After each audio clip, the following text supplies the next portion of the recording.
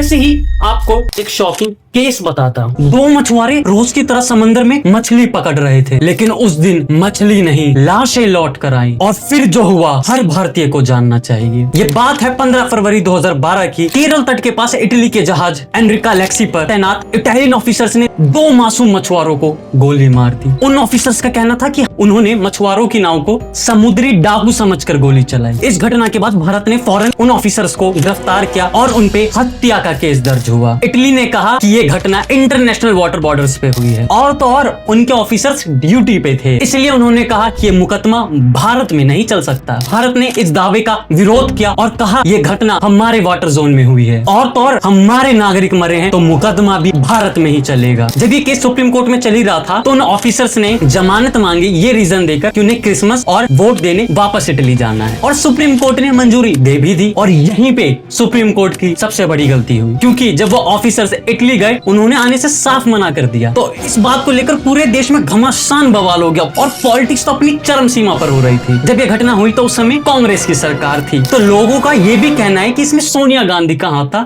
उन्होंने इटली की उस ऑफिसर्स की सहायता करी क्योंकि वो भी इटली से हैं। जब ये घटना इतनी बढ़ गई, दोनों देशों के बीच में तनाव बढ़ता चला गया। भारत ने अपने डिप्लोमेट्स वापस बुला लिए और फिर ये मामला भारत के सुप्रीम कोर्ट के साथ साथ इंटरनेशनल कोर्ट्स में भी चला, जैसे पीसीए ने 2019 में ये फैसला सुनाया और कहा कि जब ये घटना हुई तो वो ऑफिसर ड्यूटी पर थे, यानी इम्यूनिटी पर थे, इसलिए भारत इन पर मुकदमा नहीं चला सकता। और साथ में ये भी कहा कि ये केस इटली में चलेगा। फिर होना क्या था, जब भारत ने ये फैसला स्वीकार करा, इटली सरकार ने 10 करोड़ का मुआवजा उन मछुआरों के परिवारों को दिया, जिसके बाद 2021 में सुप्रीम कोर्ट ने भी ये केस बंद कर दिया। लेकिन एक सवाल तो अब भी बाकी है, क्या 10 साल बाद भी उन मछुआरों को न्याय मिला? क्योंकि इटली की सरकार ने बाद में उन ऑफिसर्स को रिहा कर दिया। जय हिंद।